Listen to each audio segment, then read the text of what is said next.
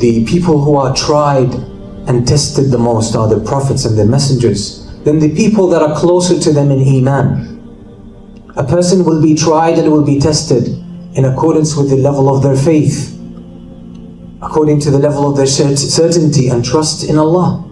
A person will be tried according to that level. So if their faith is strong, then their trials will be strong and will be severe. But if their faith is weak, then their trials will be at the same level of intensity. This is the story of this life. Allah never promised us paradise here on earth. He never promised us to get what we call upon Him for. He never promised us to grant us our wishes. He never promised us to make us enjoy this life to the fullest. Allah says, الَّذِي خَلَقَ الْمَوْتَ وَالْحَيَاةَ لِيَبْلُوَكُمْ أَيُّكُمْ أَحْسَنُ عَمَلًا. Allah says He created us to test us. This life is a life of test. That's the thing that He promised us. And He promised, إِنَّ اللَّهَ لَا يَظْلِمُ مِثْقَالَ ذَرَّةٍ, that He is not going to commit injustice, even an atom's weight of injustice. There will be no injustice. So why, when we go through trials and hardships, when we don't get what we wish, when our plans are destroyed and ruined, why do we feel as if Allah is targeting us? Or as if Allah has abandoned us? Or as if Allah subhanahu wa ta'ala doesn't care about us? Or as if Allah doesn't have mercy upon us? The Prophet ﷺ says, إِنَّ اللَّهَ يُعْطِي هَذِهِ الدُّنْيَا لِمَنْ يُحِبْ وَلِمَنْ لَا يُحِبْ وَلَا يُعْطِي الْآخِرَةَ إِلَّا لِمَنْ يُحِبْ. Allah subhanahu wa ta'ala gives this dunya to the ones that He loves and the one that He doesn't love. But He only gives the akhirah to those He loves.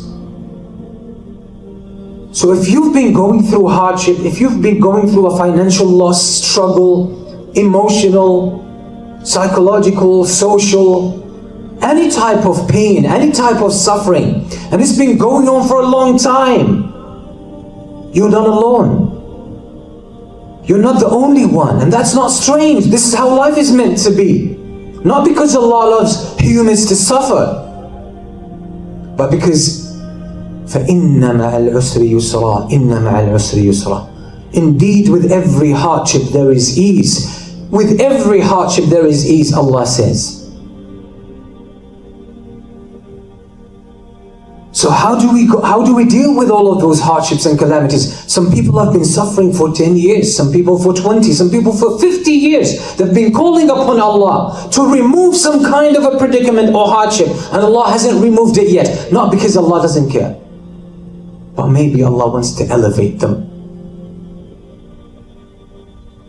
The Prophet ﷺ says in a hadith, إِنَّ اللَّهَ لَيُهَيِّئُ لِأَحَدِكُمْ فِي الْجَنَّةِ مَنْزِلَةً عَالِيَةً لَا يَبْلُغُهَا بِعَمَلِهِ فَيَبْتَلِيهِ لِيَصْبِرْ فَيُبَلِّغُهُ إِيَّاهَا. أو كما قال عليه الصلاة والسلام. That Allah has a place for one of you in paradise, a high place, and the person doesn't do enough to get it. The person is not devout enough to do it.